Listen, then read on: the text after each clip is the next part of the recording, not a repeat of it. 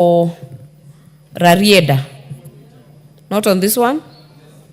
Madam Speaker, thank you. Madam Speaker, I rise to support this report by PIC on social services, administration and agriculture. And I hope Honorable Wangwe will be listening. Madam Speaker, first of all, I think that this committee has tried. They have gone back over the years. And this is very important because these committees are time-bound. These reports are time-bound, and as long as they're outside of the time, they may be of no legal effect. I look particularly at page 3 in terms of the question of title deed. And Madam Speaker, this matter has recurred in many institutions. Even the judiciary at one time lost the courts in Eldoret to a grabber.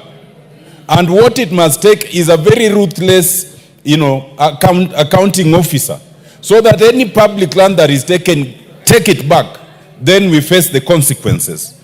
Madam Speaker, on page 4, about the question of, failing to provide audit documents, while I support the report, I urge the chairman and the committee next time to go further, because failure to provide answers to the audit report is already unlawful. But now failure to provide them to the committee is also expressly unlawful. And there are measures that the committee can take, including surcharging the particular officer.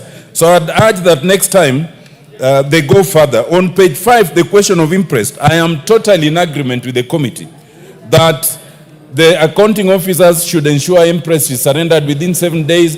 And in this case, if they fail to surrender, then they should be surcharged. And this should send a message to accounting officers that you should not wait for the auditor to come, for the committee to sit over what you already know is the provision of the law. On page 7, I like the idea of the committee reprimanding the particular officer in that particular place, the one who was in charge of HR.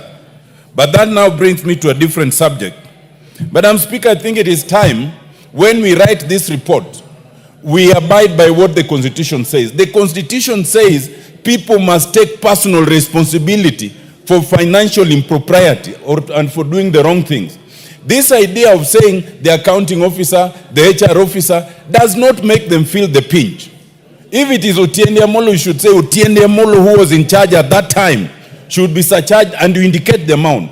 If it is gross, you should be prepared to say that that particular officer, who you name, is unfit to hold public office or ought to be removed from public office.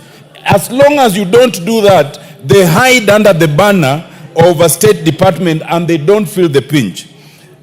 Now, I realize that the committee has not done that here because this house had set a precedent. When in Park, about 5 or 4 years ago, we went ahead to name the officers. Some members of this house moved amendment and extracted their name. We should support these committees. We should not diminish them. Because when we diminish them, we are diminishing ourselves. I think it is important that we now start naming the officers. Where it is gross, we say they are unfit to hold public office. We surcharge them within a time frame. And beyond that, Madam Speaker, I think we should have the chair of budget to start looking at these reports. Some of these departments that are grossly mismanaging public resources should suffer the consequence of budget cuts, because otherwise they feel nothing. All these reports just become idle. Madam Speaker, I support this committee. I support that we support all the PIC and the PACs in this house. When their reports are brought, if we must amend, let's amend to strengthen them, not to weaken them. Madam Speaker, I support. Thank you very much. Thank you very much. I agree with you. There must be a point of meeting between the audit committees and the departmental committees, because the departmental committees are the ones that deal with the budget, but these reports should be available when that process is happening. The next chance, Honorable Mutuse, are you ready now on this?